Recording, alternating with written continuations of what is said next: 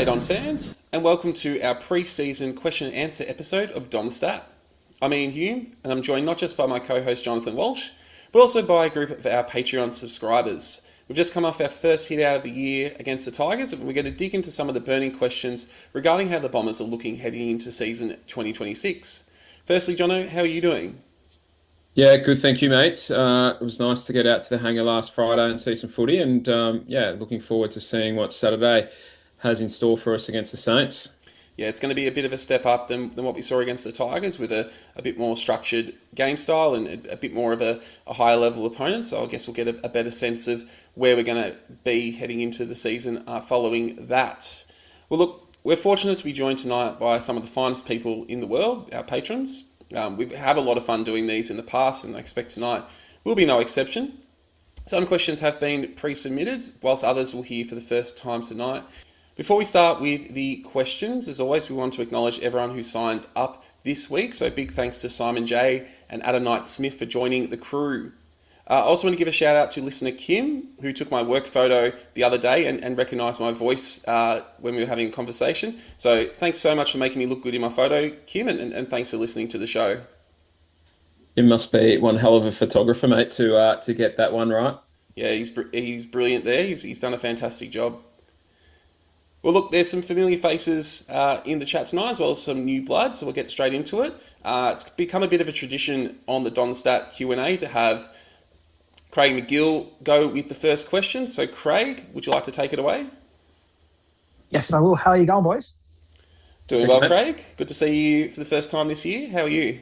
I am. Thank you. My question, I didn't really have much of a question, really, but just thinking on the fly, what's the one stat or how we play that you guys want to see that will show us that we have improved this year? I know for me, and I've been having this discussion recently with Josh on the Patreon about what we do when we don't have the footy, how we transition on defense, how we transition on offense, how we react once the ball leaves the area.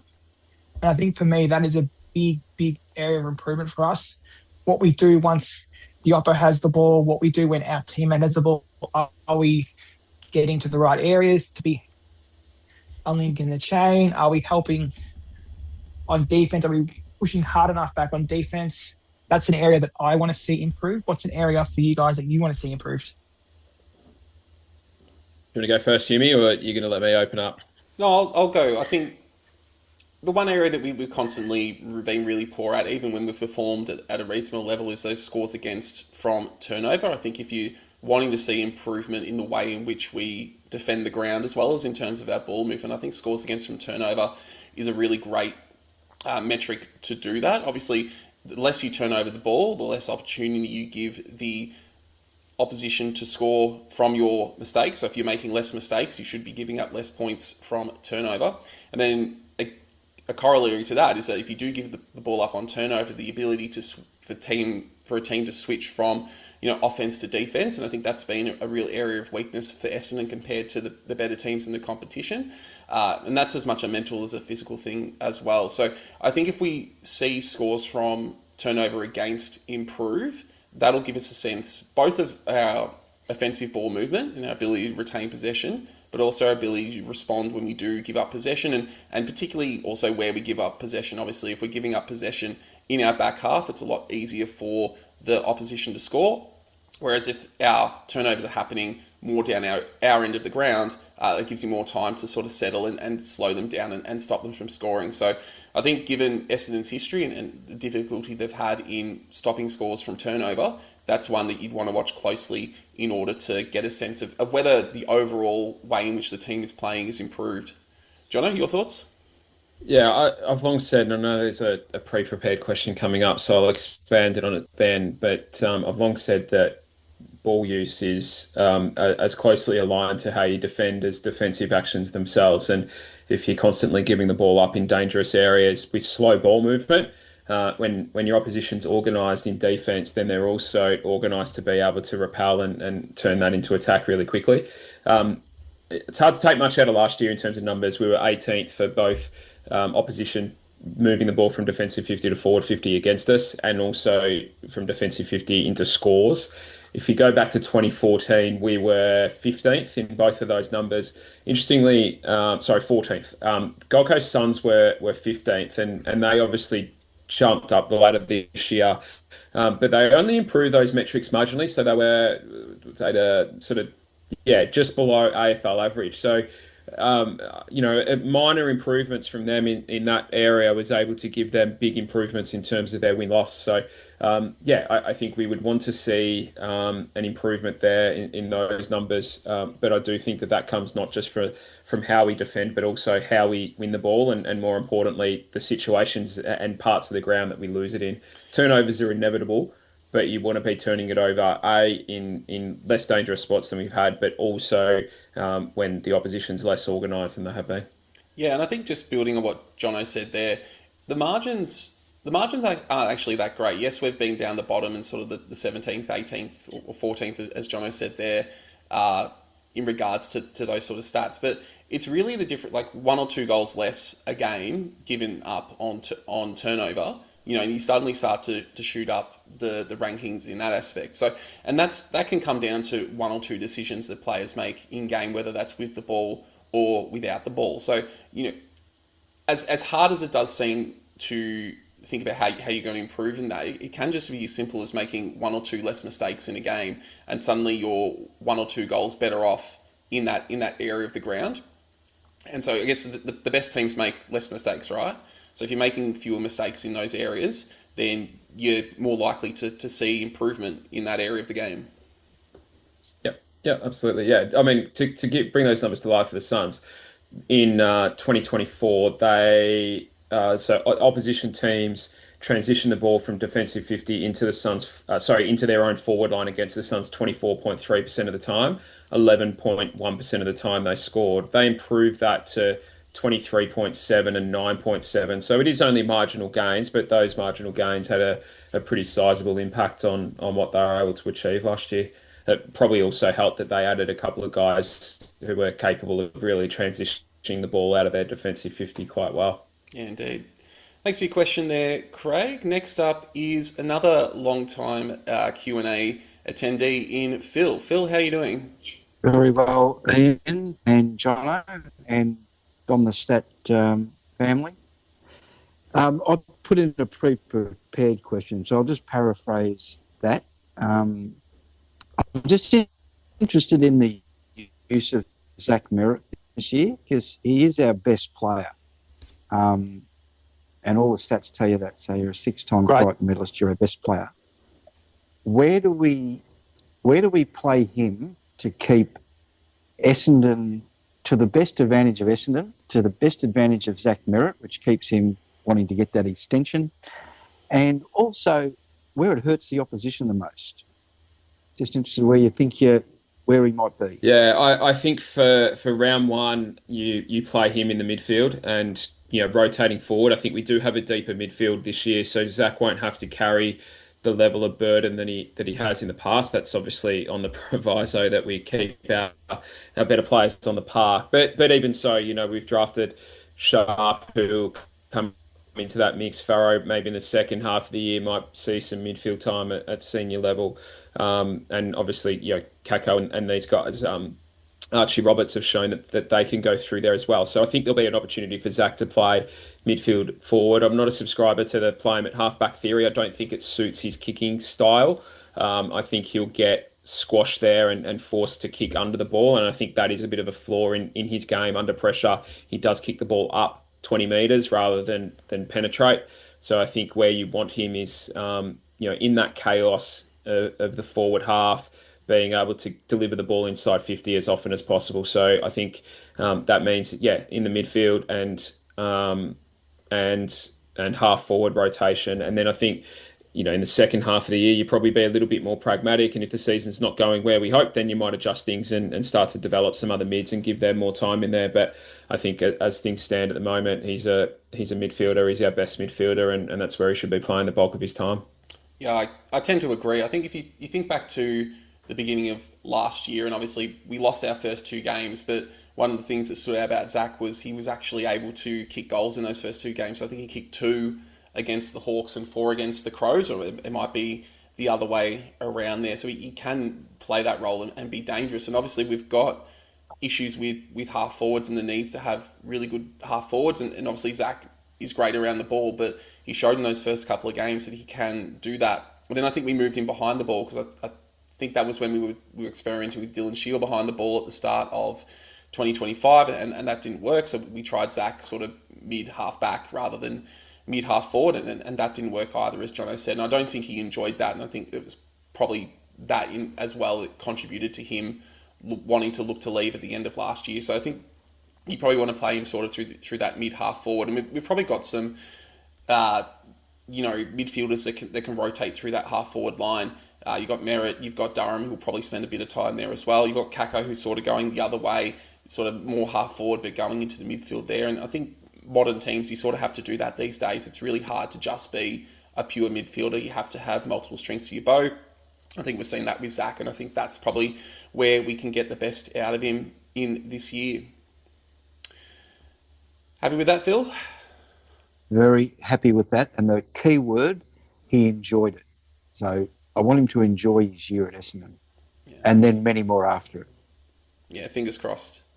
Thanks for your question, Phil. Jeremy, you're up next. Thanks, Hughie. Thanks, Jono. Bit of an extension on that question from Phil, and you sort of touched on it towards the end there, Ian. Just in terms of sort of how we structured up last Friday with the forward line and that sort of rotation midfield, half forward. We sort of saw Kako going into the midfield a bit late last year. Saw someone like Elachkar really pushing up the ground and then working back into space, really sort of using his explosiveness. The work rate of Dersma sort of playing a fair bit deeper than what he has with some of the wing rotations that were occurring. How do you sort of see what that sort of target 7 to 8 of the forwards would look like, but really around how do we really optimize those mid-forward rotations to get the best use out of where we are list-wise, as well as giving some of the younger players really good midfield exposure as they start to grow? Yeah, it's a real tricky one. I think, how you get that balance right, I don't know, mate. And by that I mean how you actually balance the side itself, but also that balance of development, picking your best players, midfield rotations versus half forward rotations. I think it's of everything that we're doing at the moment, that forward structure is probably still the one that I find the hardest to work out. And I think if we take into the fact that Xavier Dersma only started training as a forward in the sort of second week of January, I think that's a bit of an indicator that the coaches aren't too sure what it looks like either. I think the hope for me, I think, is, the game's turned more and more into a running game every year. I know the 5 on the bench has changed the conversation a little bit, but the hope for me is we go smaller rather than taller. So for me, I'd be trying to balance out with just the 2 talls plus Langford, and then trying to get 3 genuine small forwards into that team, and then midfield rotations around it. So and I probably class Dersma as a small for this conversation. I think he can play sort of tall and small. I think probably haven't really answered your question directly, and probably because I don't have an answer for it. But I think at times we've been guilty of playing our most talented players in the forward line rather than what's going to give us the best chance to win. So I think for me it's getting that mix of talls and smalls right. But it is a good place to start Dyson Sharp in his career, and for him to play 20 to 25 games this year, being a little bit cheeky with 25, he's going to need to play some big forward minutes because he's not going to be able to play 80% game time through the midfield in his first season. So I think we just need to balance all of that out, and hopefully we're in a position more than anything that we can pick guys in good form and leave guys out that aren't playing their role or aren't doing what the coaches are asking. I think that's the other key to this. We played Gresham last year when we probably shouldn't. He was injured himself, but we just didn't have anyone else to bring in. So I think again, not answering your question directly, but it's hard to unpick. Hume, how do you see it, man? I agree that we probably need to go smaller, and if I was braver, well, I think when we did our exercise on the best 23, I was trying to push Langford up to the wing. So I was trying to push him out of there, and obviously Wright is probably going to spend some time in the ruck. So you do need that second taller target, which is where Langford and Caddy come into as probably the two ones there when Wright isn't in the forward line.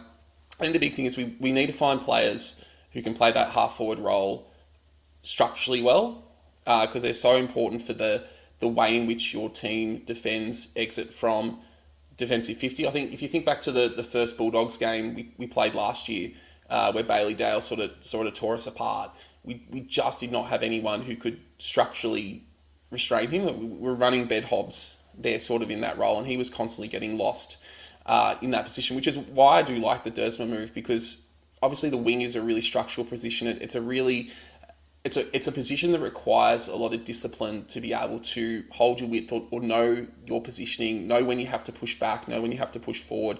So I think he's got the game sense and the intelligence to play a role like that. And then he's obviously got other attributes like his marking and his kicking for goal, which lend themselves to being a forward player. So I quite like that as an upgrade on what we were getting from a Hobbs or a Perkins there. And then you've just got to find those smalls. Obviously, if you go by the practice match, Guelphy seems to be ahead of Gresham at the moment, given Guelphy started that practice match, whereas Gresham was sort of coming on later, although that could also be dependent on Isaac Kako's fitness. I think that the word is he's potentially in line for the Hawks game, whether you'd risk him straight there, because obviously he's the most talented of our smalls and you want him there. But you want to be playing at least two genuine small forwards, plus a Dersma, plus the rotating mids, and probably three. I think the best teams, sort of got those three or four small mid-sized forwards that they can rotate through there.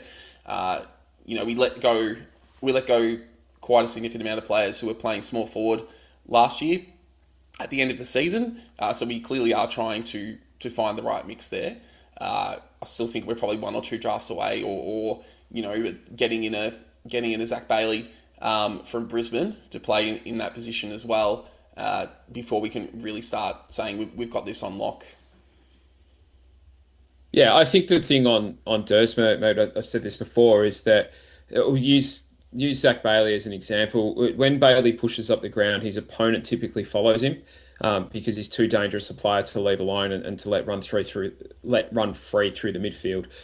And they also don't want to drop off and intercept, because they know that he's going to get the ball coming back the other way. So Xavier Dersma's not Zach Bailey, but he's also not Ben Hobbs. So players were prepared to drop off Ben Hobbs and let him do what he did, or could do, and know that he wasn't really going to hurt them going the other way. And certainly he'd be exposed defensively, whereas for someone like Xavier, it's instinct for him to go and help and defend, but also to get involved in chains going forward, or actually pushing inside 50 and being a goal threat as well. So I think that changes that dynamic. I think Dyson Sharp defensively is going to have to learn really quickly. I think the thing with him, is that he's a really professional footballer and a team first footballer. So I think he'll learn quickly. I think with the ball, he's going to be more than fine playing half forward. And again, like Xavier, he can be a bit of a goal threat because he can win the ball at ground level and he's strong overhead. So he's got a couple of ways that he can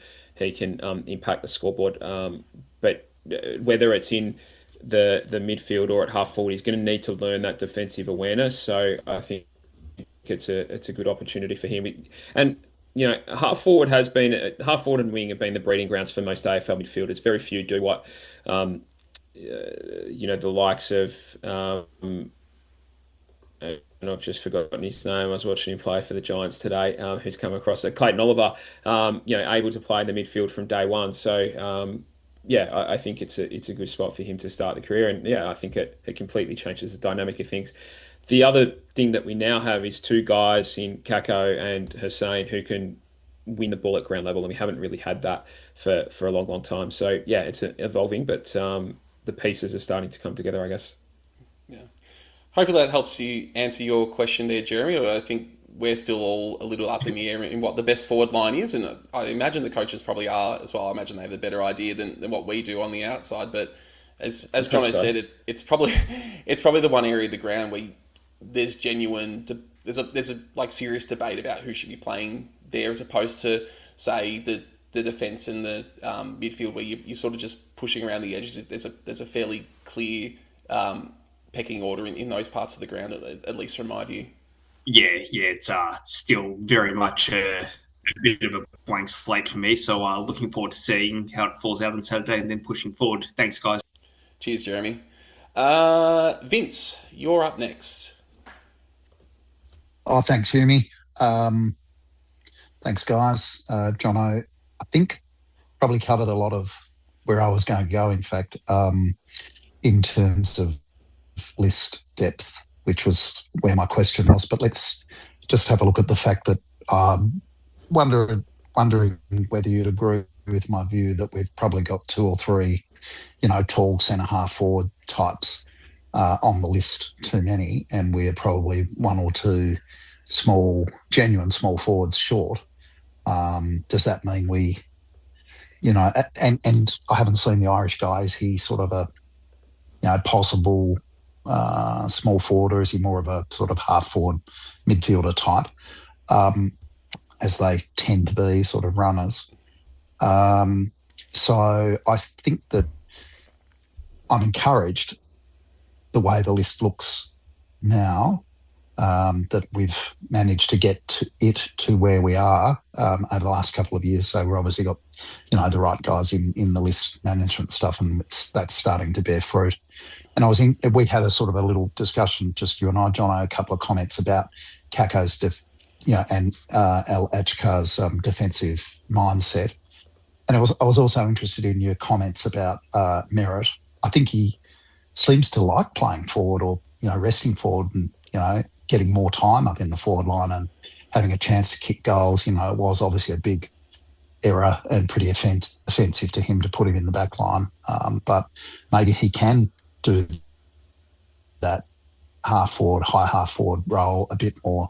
I really do think the list or the game plan has gone past Gresham, but maybe Gresham, Guelphy still have to play, given the fact that we don't have those other people and we only have young, inexperienced guys. But I am a bit, I guess, disappointed that we haven't been able to balance out the list in that respect. Some very good half forward types, centre half forward looking guys on the list. Some have been there for a while, probably should have traded. And some, who have got onto the list and maybe don't belong on the list. But yeah, interested in thoughts about the sort of the depth that we've got on some areas and not on others. Yeah, a bit to unpack there, Matt. Thank you. I think overall no. Sorry. It's a good question. I think overall the depth of talent on our list is the best that it's been in a long time, and that's my view. I certainly know that's the view of people inside the hangar as well. That said, that depth of talent is still young and raw and needs a lot of development. And the thing with young players is it sort of breeds. Well, not breeds is the wrong word, but they're prone to inconsistency. It still takes 40 to 60 games to become a really consistent high-level performer of this game. It's a tough game to play. But if we can keep that the list healthy, then it does mean we can rotate that talent through and pick guys when they're in form and send them back to VFL level when they're not, and start to see the VFL more as a development team rather than a team for guys who are being punished for not being good enough. In terms of overall positional development, to answer your question on halfback or winger, and I think that will be his progression. He's got really good pace. He's a good kick as well already. So I think that'll be where he fits. I think we probably are a little bit too heavy on for sort of key or medium forwards. Wright, Caddy are probably the first two with Langford, but then you've got Edwards, who showed plenty last year coming back from a knee, May and McMahon in the in the mid-season draft as well, and then Kyle Geraint, who we're now training down back, who was drafted as a ruck forward. So Harry Jones and Nick Cox as well, probably in that basket as well. Yeah, exactly. So we are a little bit sort of heavy there for that kind of player. I do have a bit of a theory. This isn't anything I've talked to anyone about, so it's not it's not anyone's but my own. But I know Liam McMahon performed well in a pretty poor team last year, but I wonder whether he sort of got a list spot out of a bit of fear with what happened with Patrick Voss a couple of years ago. We let him go and then he kicked on elsewhere, because I kind of fail to see how he gets a game this year unless there's injuries, because I don't think he's going to get a game in front of Wright, Caddy, or May for a start. And then by the time Edwards comes back, I think he probably pushes in front of him as well.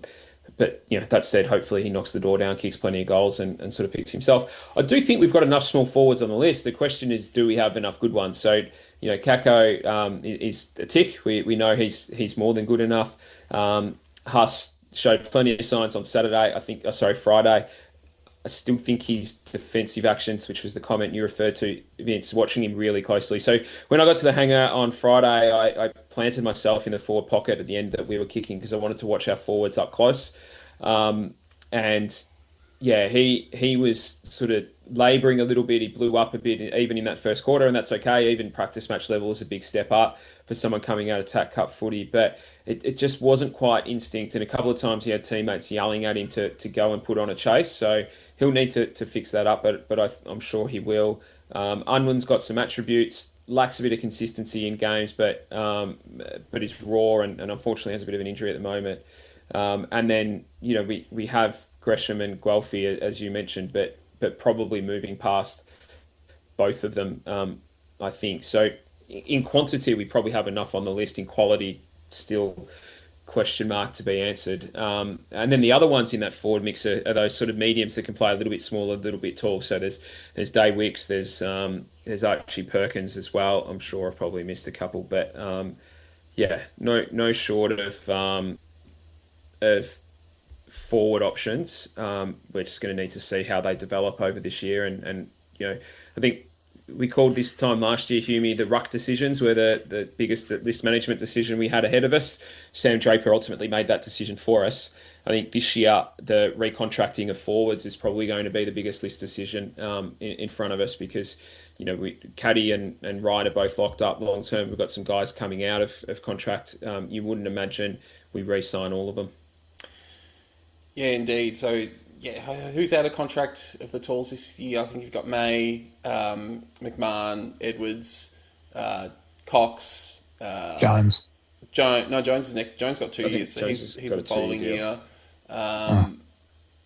Is Wright out of contract at the end of this year? Is this the end of his fourth year? I just looking that up. I feel like that lines up. He's 2027. Okay, so yeah. But there's a case that all four of those guys who are out of contract and sort of that tall forward might not be on the list next year, depending on how they go this year. And we have to keep looking for players to fill those roles there. I guess Day Wicks, Perkins, Gresham are all out of contract as well. Unwin will be too. Jerine is as well, depending whether you classify him as a forward or a back now. So, Guelphy's out of contract as well. So, some decisions need to be made. Yeah, definitely.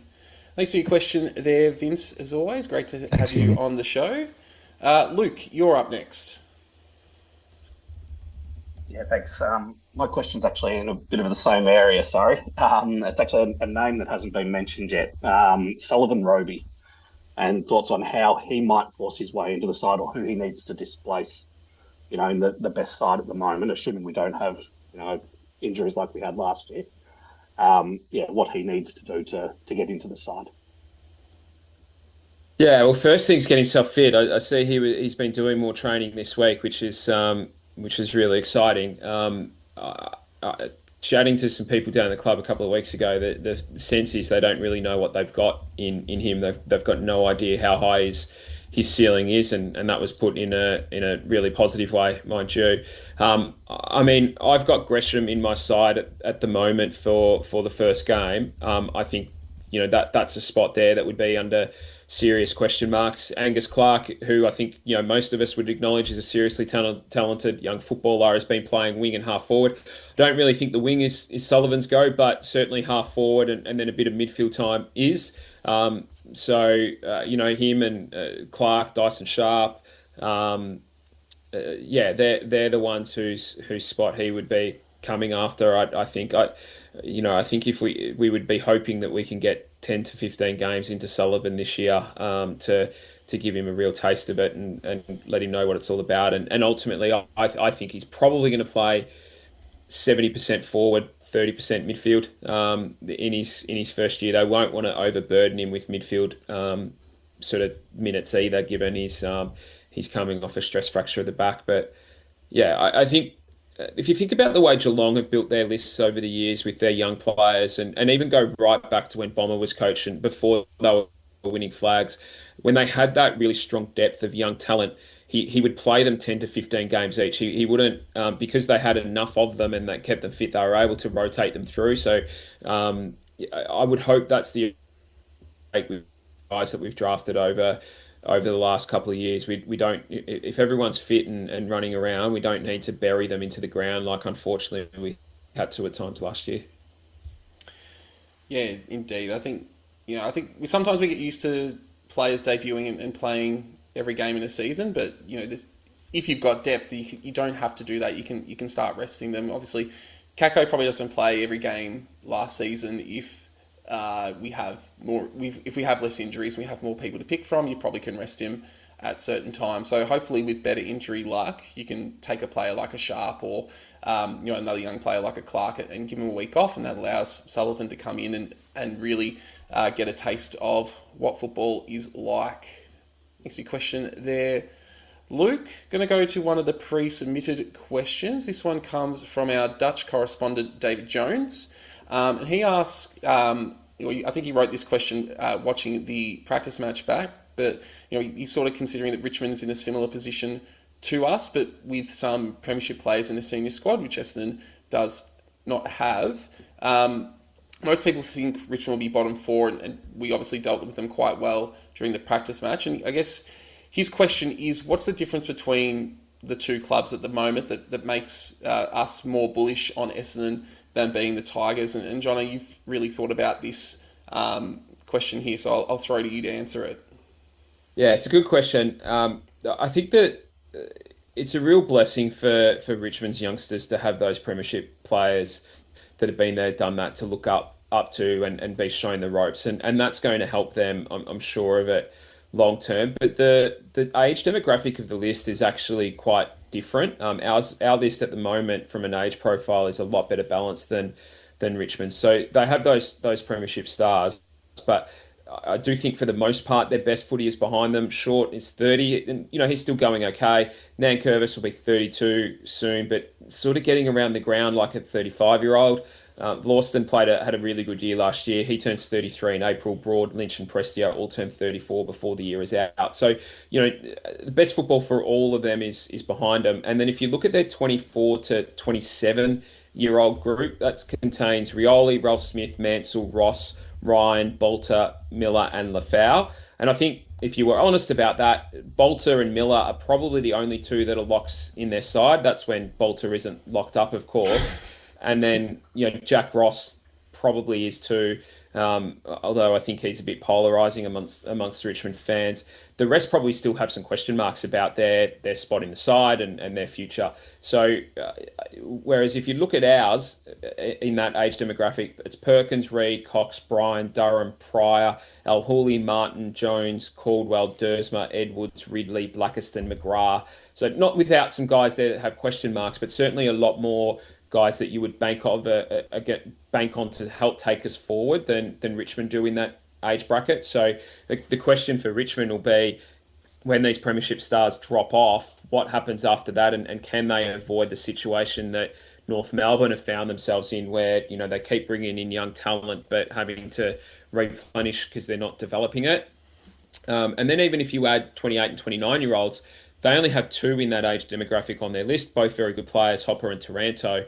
But we've got Setterfield, who, probably we've moved past Mackay, Redmond, Gresham, Fiorini, Guelphy, Parish, Wright, and Langford. So some talent there that still have 4, 5, 6 years ahead of them of some pretty solid footy. And then when you go down the other end, they have 17, 18 to 21-year-olds. We have 18. So that youth profile is quite similar. I think both sets of fans will be pretty excited about the young talent that on the respective lists that have come together over the last few drafts. But I think we have more talent ready to have an influence in 2026 than they do, because of that sort of 24 to 27, 28-year-old group where we've just got, I think, a lot more locks in our side, and that's what gives me a bit of hope and optimism for this year, is that there's some really, really good footballers in that list who in themselves are still developing as well. I think we all expect that Caldwell and Durham, Nick Martin when he returns, Zach Reed, and a couple of others have some levels to their games that we haven't seen yet. Yeah, I guess I'm just thinking about the two lists, and I'm just thinking about in terms of demographic graphs that I've seen, the way in which they measure population by age, by country, but Richmond sort of appears to me more like a bit of an hourglass figure. It's a bit top heavy, and there's a lot at the bottom, but the middle's a bit stretched out. Whereas Essendon is more like a third world African country where there's a lot at the bottom, and it's sort of just pyramids up to the top, because we've only got one player over 30 there. That doesn't necessarily mean that Essendon's in a better spot, because I think if Richmond's youngsters come on, they've obviously drafted quite a lot of them and start to show exciting, they can fill out that sort of middle bracket by trading in players from other clubs and sort of strengthen that area there. But I think we've definitely committed to a pathway in terms of our list build. Whether it's successful, we're still waiting to see, and it's probably going to take 2 or 3 years before we can really get a good sense of what that looks like. But yeah, I think there's cause for optimism there that we're ahead of where Richmond's are at, but that doesn't mean it's guaranteed. Yeah, you landed on something there, Humie, about them being able to trade into that middle age bracket, which is something that I think is inevitable. As these premiership players start to retire and drop off, they're going to want to and need to replace them with 25, 26-year-olds, and they'll have some salary cap to be able to do that, and we'll be looking to do that as well. I think it's no surprise we're in the market for Zach Bailey and Zach Butters, but no secret, I should say. The interesting watch on this is a lot of talk about access to the draft because of Tasmania coming in. Tasmania also have access to uncontracted players, one from each club. So I think that's a bit of a watch for Richmond and their list bill as well, that come Tasmania's first 2 years in the competition, there's going to be a lot of quality sort of 24, 25, 26-year-olds that they're going to look to take an opportunity to take the cash from Vince and his colleagues down in Tasmania, and that might make it a little bit more difficult for Richmond to bolster their list in that regard. So the whole list building scenario for all clubs, I think, is a really interesting precipice on how they go about putting things together. I would much rather be in our position, and Richmond's for that matter, having done the hard work to get into the draft over the last couple of years, than teams that might fall away over the next year or two.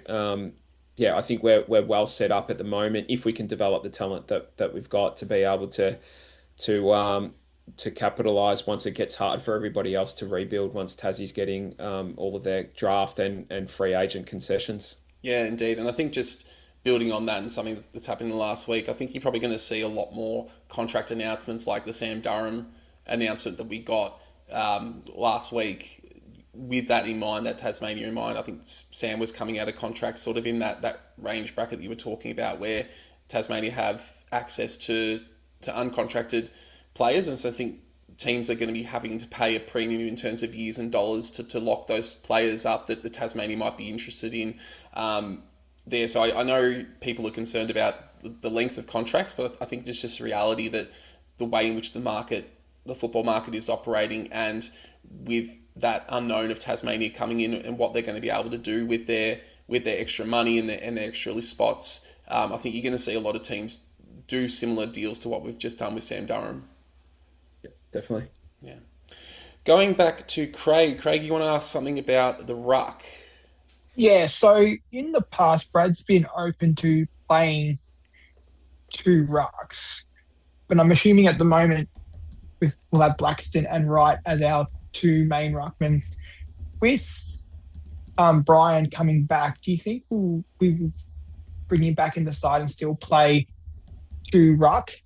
Or do you think that will change? Or maybe 5 on the bench helps us playing, say, Blackiston and Brian, with Wright also playing more forward? Where do you see that playing out towards the middle?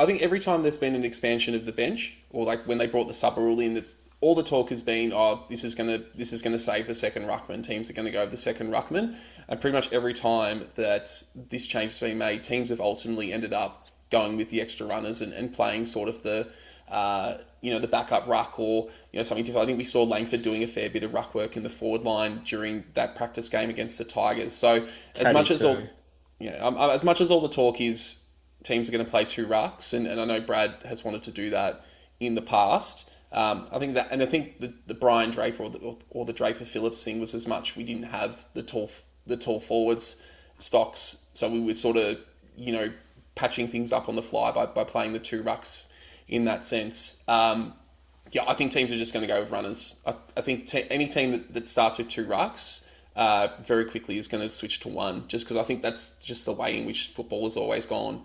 They think they're going to play 2 rucks, and then reality hits them in the face, and they just need more runners. Yeah, Jeremy called it in the chat that the Hawks have got their practice game tomorrow, and they've left out Reeves and Deer. So I mean, the talk a week or so ago was that Hawthorn were looking at playing 2 ruckmen because they see Reeves as the better jumper at centre bounces and then meek around the ground. But very quickly they've gone the other way, and look, they might be keeping their cards close to their chest, but I think if you were going to run 2 ruckmen in round 1, you're probably more likely to run it in a practice game to see how it went. We did have Vicentini in the side on Friday, but he played really low minutes, and really it was Blackiston rucking most of the time. I think the only difference was we didn't ruck Wright at all, and tried some other options around the forward line. So I think that's an indicator, Craig, that we're probably likely to go 1 ruck. I know there's a theory out there that Brad likes 2 rucks, and the evidence on the surface level suggests that he does, because we've selected 2 a lot. But I think there's also just been a lot of periods where we haven't had a choice. There's been times where we've had to find out about certain players. There's been times where list availability has been small. Wright was out early last year, so it sort of made sense to play Draper and Brian. Draper played more forward. So I guess that theory hasn't been properly tested through full availability. I think we'll be going 1 ruck. I think most clubs will. Yeah. Moving on, I'm going to go to another pre-submitted question. This one comes from Patrick White. Patrick says, we always take a measured approach. So he's wondering which of the big name free agents this year would be the one you'd go in for. And I guess probably the 3 big names, especially now that Sam Walsh has signed, is Zach Butters, Zach Bailey, and Ben King. I think we're going to have different answers on this, Jono. Who are you going all in for? Yeah, well, I think we're going to have enough cap space to go all in on a couple. So I guess there's 2 things, isn't there? There's cap space, and then there's that being able to put up a trade. You raised a good point, Humie, a little while ago, that around the conversation with Zach Bailey, that it's unlikely Brisbane are going to have the cap space to be able to match a deal. So he's a restricted free agent, which means they could force to trade, but they have to be able to fit that deal in a salary cap before that happens. So I think there's an opportunity there to go over and above and blow what Brisbane can pay out of the water and get him as a free agency and not have to give up capital. But I'd go all in on Zach Butters. I think if we sign Zach Butters for 2027, I think there's every chance he could be the next captain of our footy club after Andy McGrath. He's tough, he's skillful, he's committed at the contest. I know people talk about the Bulldogs and he barracked for them as a child, and Bacchus Marsh being up the road. It's not that far from the hangar either. He's good mates with Sam Durham, which probably helps as well. I did the calculations last year, and the hangar is 2 minutes closer to Darley than Whitten Oval is. So If you add that up over how many trips in a year, it's quite substantial, or at least that's how I'd be presenting it to him. Yeah. Or he could live in Lara, I guess, and be halfway between home and Geelong. So I would be having a go at those two. I think they're different propositions. Where one is just a pure cash play and you blow Brisbane out of the water, and then Butters is the player that I think can really change the dynamic and demographic of our side. I think back to Philip's point earlier about keeping Zach Merrett, I'm not sure Zack Merritt goes anywhere if Zach Butters is committed to coming to our footy club. For Zach to play the twilight of his career alongside a player like that, Darcy Parish in that midfield as well, and then Durham and Caldwell coming through, Nick Martin coming through with the guys that we've just drafted. Yeah, we've got an opportunity to reshape that midfield into what could be one of the better midfields in the competition. So, I'm having two bites of the cherry. Yeah, I agree. I think if you were going to, in a vacuum, you'd pick Butters over Bailey, and I agree with you in that. I just, given Port Adelaide's current situation compared to Brisbane's, they're going to be able to match pretty much anything any team puts in front of Zach Butters, and I just think about the amount of capital you'd have to spend to get him, and obviously he would be a real needle mover, and you'd immediately jump into finals calculations if you kept Merrett and Butters. Just the flow-on effects of what it would mean for your draft picks going forward when you've got, and as we can see from what the AFL's talking about, there's quite a lot in regards to tightening up of academy and father-son bidding. You're going to need a lot more capital to bring in, your Blake Justices or your Kobe Buicks. And again, we don't know what those players are going to end up being. But are you selling the farm for Zach Butters and then costing yourself your ability to get those academy picks? Or are you trading out too much quality to get him across? Whereas with the Zach Bailey situation, as you said, you probably can just do it for cash. And Brisbane's just going to have to suck it up if you can get him across. And whilst Butters would be more of a needle mover than Bailey, I think Bailey would be significant improvement on what we've got in the role that he plays. That he would be the one I'm going hard after. You're not interested in being king at all, Jono? No, well, I am. I think he's a very, very good player. But, Nate Caddy, if he has the progression that we think he can and will, then when he comes out of contract in 2027, I think he's going to be asking for a fair chunk of cash. So I think filling up your salary cap with two sort of star key forwards is probably overs. We look at what Carlton have just done in getting rid of Curnow or trading out Curnow. Their list already looks more balanced, having Mackay, and then they've added some sort of smaller running players in and around him. I just don't see that as a need. I'm a Peter Wright believer as well, so I think that combination works for me. I think I think it would be overs having the two of them. If they retain King and a player gets squeezed out of the Suns, the player that I would have a go at is Jed Walter. Yeah, I'm a bit surprised that they kept him. I guess they are thinking that long term, whether Ben King goes, and then you've got space for Reid Walter, and then Ugle-Hagan if he gets himself together there. So I guess they didn't want to. I thought it was weird that they weren't prepared to get rid of Walter, but at the time last year when there was the discussion about them potentially getting Curnow, I think that was a live situation there for a while before the Swans snapped him up. But yeah, you can sort of see why, thinking ahead with the potential of Ben King leaving, that could be a concern there. Thanks there. Vince, you had another question? Thanks, Humie. Great discussion, guys. Zach Butters for me, Humie, all the way. I think, he would absolutely transform the drive out of the centre and the forward half of the ground. If we could get him, and I think, every man has his price, and if we could throw a lot of cash at him, we should get him. I think we've got enough on our list, enough coming forward without King to be honest. Joe like May, I think May's got a lot of upside. And then there's in the chat we were talking about, the forwards who can ruck a bit and the rucks who can forward a bit. And, Byzantine, he's got some upside in that respect too. I think he's a lot more natural forward than pretty much any other ruck that we've got. Wright being a forward who can ruck a bit. I'm a believer too, Jono. glad we've still got him. So my question is about the Hawks match. How can we beat them, Hume, Jono? Obviously by scoring more points, Vince. Good answer. By the way, in the car park pre-match, had a few players. Outrageous slur too, Jono. By the way, before about cash in Tasmania, red and black. Got the t-shirt on. Still haven't bought my Devils membership yet, but will shortly. Controversial, but I've signed up for the red and black again. Very good, very good. We're happy to have you and keep you, mate. So how can we beat them? How do we beat them?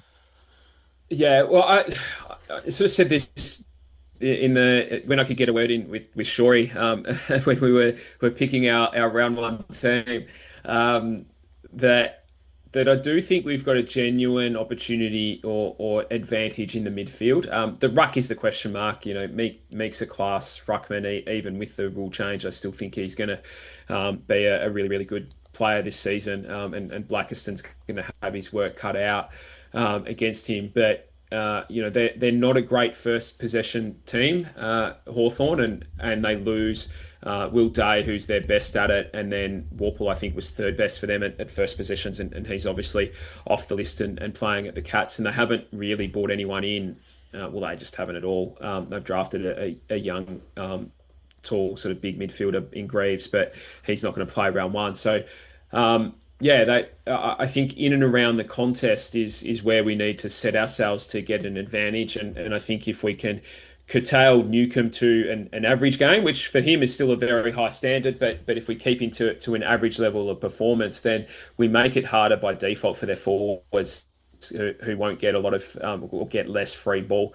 I think that's the area for me. If we can beat them in and around the contest, it's where we stand to get the biggest advantage. They're strong forward, we know that. They're strong down back, we know that too. But if we give our forwards a chance by winning midfield ball, and we give our defenders some protection by not losing too much midfield ball, then I think that's where we stand to have our best opportunity. That said, I think our backs match up pretty well against their forwards. Famous last words, I know, but it's a backline theirs though, isn't it? Yeah, it is. It certainly is. I worry about our second and third small defenders. I like Newen and what he's projecting to be, but is he ready to go up against a Watson or a Ginnivan? I think Dylan Moore is a big threat for us. I famously said before the second Bulldogs game, that I wasn't worried about their talls. We got absolutely monstered by Darcy and Norton, so I'm not going to say I'm not that worried about the Hawks talls, but I mean, I think that time we had Laverty and Blackiston playing, or I think Ridley played that game. That's right. Ridley was a sort of weird little patch at the back end of the season that he played. So I'm not going to say I'm not overly worried about the Hawks talls and get shown up again. But it's their smalls that I worry about in that aspect. But I think Jono's right. It has to, it's the basic way football's played, right? You got to beat them in the midfield. And I think if you think about our Brisbane game last year, sort of that second, third, start of the fourth quarter where we were really on top of the midfield. We actually got most of our score from clearance in that game, which is different to how teams usually score. I think that's where it needs to come from. That if we can produce that Brisbane level of winning the contest for the majority of the game against the Hawks, I think that's where we can get them. If we fall away in the contest and don't have as many opportunities going forward, it's going to be really hard. I don't think the Hawks are a team we're going to be able to move the ball from the back half really well against. So we've got to be winning the contest so we can get the ball forward and try and score that way. I feel like if we're playing from the Hawks half, we're not the Giants. We don't have that ball movement ability from the back half. We're going to struggle. Yes. Thanks. That's right, Vince. Jeremy, you've got a question that I totally haven't put you up to. What is it, Jeremy? No prompting in the background at all, Hume. You always seem to say it's never as bad or as good as what it seems. So what's not as good and what's better this year? Thanks, Jeremy, and thanks, Jeremy, for putting a voice to another one of David Jones's questions there. I did have a think about this. I do say that a lot. See, I'm very optimistic about Essendon, and that optimistic has been tempered somewhat by watching a lot of YouTubers' ladder predictions and seeing so many people put Essendon in the bottom two. But I'm still optimistic, and I think a lot has to go right, but a lot can go right. And with the extension of the final series to a top 10, I don't see why we can't make that final series. I think not as good as it seems would be, you make that wild card weekend, you lose a final by certain amounts. And I think back to previous years where we've sort of crept into the finals and we think, okay, we're just going to be able to progress from there. You know, you sort of think about 2011 or 2017, 2019. So those years where we just made it into the 8 and we lost the final. And I think we're thinking, okay, we can just take the next step up from there. And we know that progress isn't linear. So I think if we get there, we can't just assume, we're going to continue to improve and move up the ladder from that position.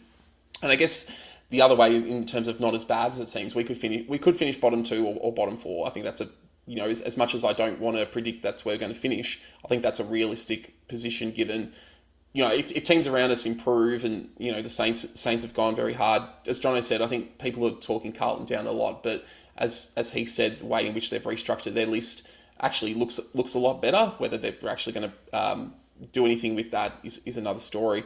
We could finish bottom 4, but our percentage could improve 15, 20 points. We could be in games a lot longer. And, whilst people would say, they've finished bottom 4, there's signs of improvement through that percentage-wise. So I think you can look at those sort of scenarios as not being as good or as bad as it seems. It really just depends on the context of where everything's at.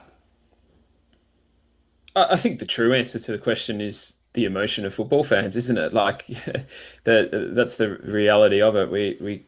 There's a famous quote which I think is made about American football. I can't remember who said it, but it's of all the unimportant things in the world, football's the most important, and we treat it like that. And we get awfully carried away when things are looking good and think everything's rosy, and we get awfully down on things when things are bad. I think that. Yeah, to bring it back to that, it's an emotional game, and we are all so invested in our club and love it so much that we ride those waves. Just if I can, Hume, coming back to Vince's question and your comment about the Hawks and scores from stoppages, in the game against them in round 1 last year, we scored 5-10 from stoppages to 7-4.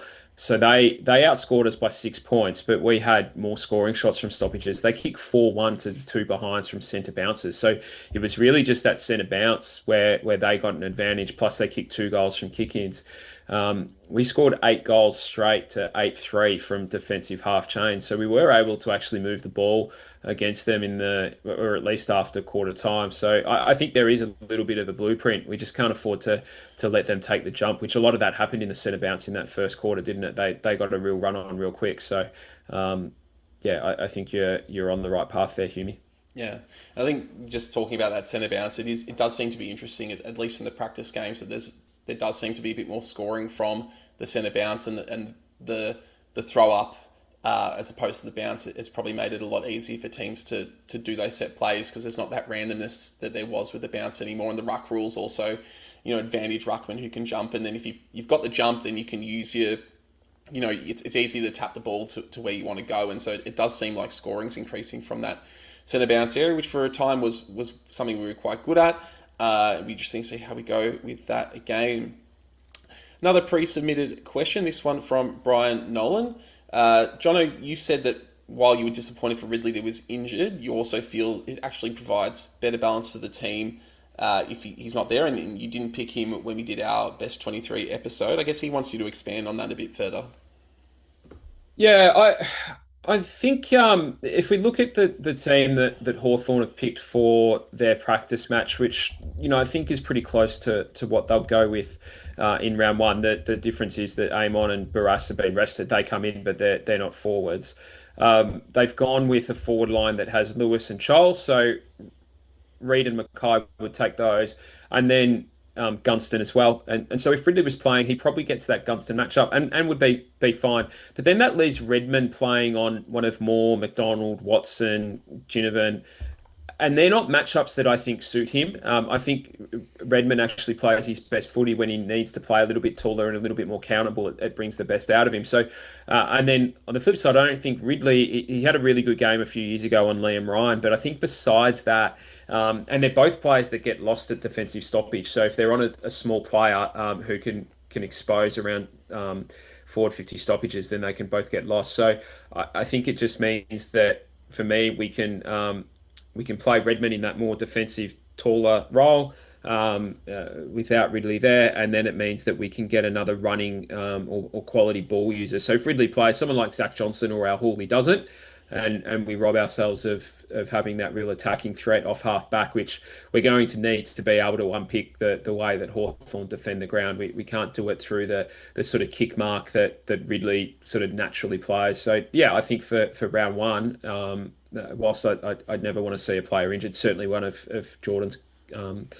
calibre, I kind of think it does us a little bit of a favour. And again, if you think back to round one last year, the side sort of was a lot better balanced once he went off the ground injured, and Redmond was able to play a little bit taller, and we had a little bit more speed down back because of that move. So yeah, I guess that's what I meant by it.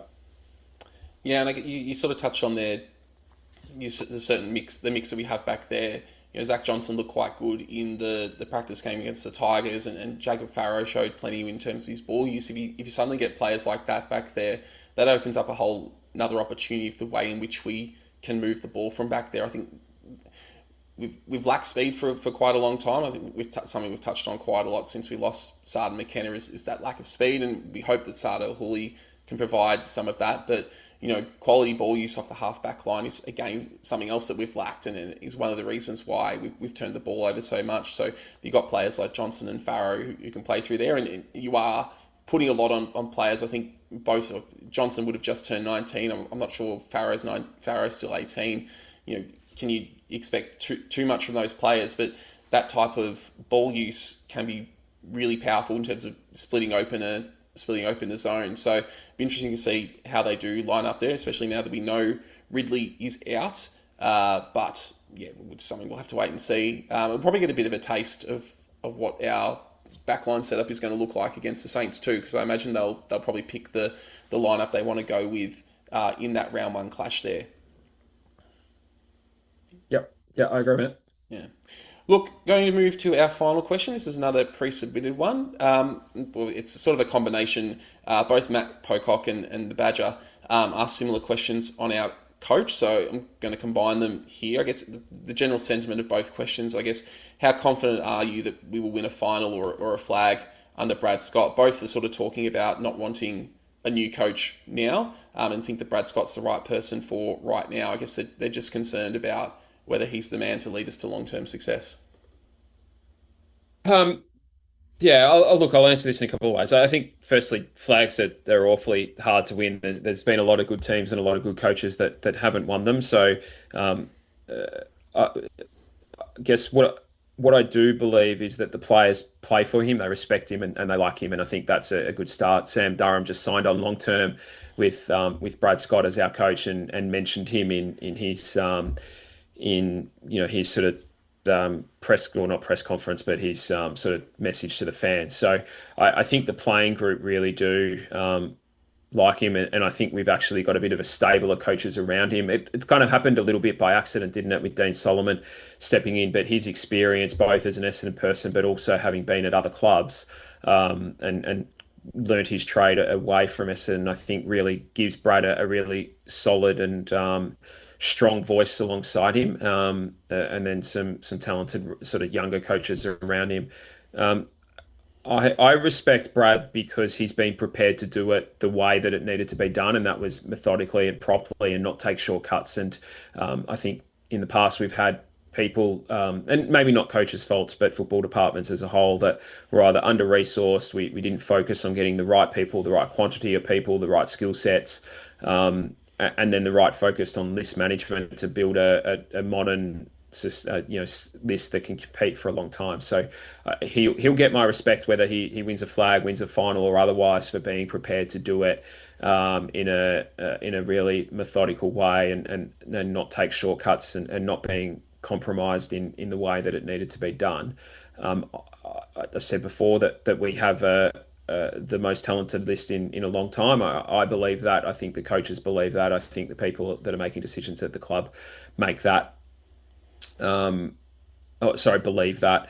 And I think we've seen signs over the last couple of years that our development is improving. Archie Roberts has gone from strength to strength to strength. Nate Caddy looks like he's got better every year. We'll of course judge them in season proper. But then all of the draftees that we drafted last year were able to come in and have an influence or an impact straight away. Even the guys that only got small taste. I think even Lewin Noel's not on the list anymore, but he was able to go from someone who no one thought was going to crack it for an AFL game to sort of hold his spot, play 10 or 15 games, and show signs where I think at times, and I was one of them, people thought he should be on the list this year. So his ability and his coach's ability to prepare players for AFL level, I think, has improved out of sight to what we've been used to in recent years. So I'm bullish that he's the man, and the football department as a whole have the right pieces now to develop young talent to give us a list or give us a group that compete at the pointy end in the coming years. Yeah, and I think the other important thing with that is that there does seem to be real alignment within the club. I know Brad's selection as coach sort of predates Andrew Welsh's joining the board by a couple of months there, but Welsh had been the sort of the football director on the board that time prior to him becoming the president. So he's had a big influence on the way in which the program is gone. There seems to be alignment there. So I imagine from an alignment point of view and a process point of view, Brad's got the support of the board, and obviously we've now got a CEO that's come from the board. So you think that there is that alignment there. Obviously, there's going to be questions asked if we get to the midpoint of next year when Brad's contract is out. If we're still sort of sitting at the bottom end of the ladder, it is going to be a real discussion about whether you renew him or whether they do need a fresh voice. But I think he's pretty they always love to put out articles on which coaches are on thin ice. I think Brad, barring an absolute catastrophe, is pretty safe for this year and gets hopefully a good 2 years to really show what he's capable of and what he can do with the list that he's built over the past 5 years, and then we'll be in a really good position to make a decision about whether he's the man long term going forward. Yeah, I think a couple of good questions in the chat that I wouldn't mind addressing. But if we think back to when the whole Zack Merritt thing broke, and Tim Watson, among others, were in the media talking about how there were some players that Brad didn't have good relationships with, didn't communicate well. I think sort of the theory was that if they weren't in the team, then he sort of didn't bother with them. And then I over the off season, I've become quite obsessed with Dan Eddy's podcast, the Red and Black Project. I'm not sure if you guys have listened to many of those, but I listened the other day to Tony Budgie, who was told that he didn't get a game in the '84 grand final by Kevin Egan. Sheeds didn't tell him directly. We all know the Derek Kickett story. Like, Kevin Sheedy's the greatest coach that our club has ever had, or they're up there with Coleman. But he was guilty of that as well. Like, no one inside, when you've got a list of 45 players, you're not going to have the perfect relationship with everybody. And I think those that are going to probably be the most upset are the guys that aren't getting a game. I think his relationship, with players, whilst probably not perfect, by and large is pretty strong. There was a question from Luke about whether we should still pursue Ken Hinkley now that we've got Solly there. Yeah, I think we do, because I think Brad's, from what I understand, is a bit of a tough knocks coach.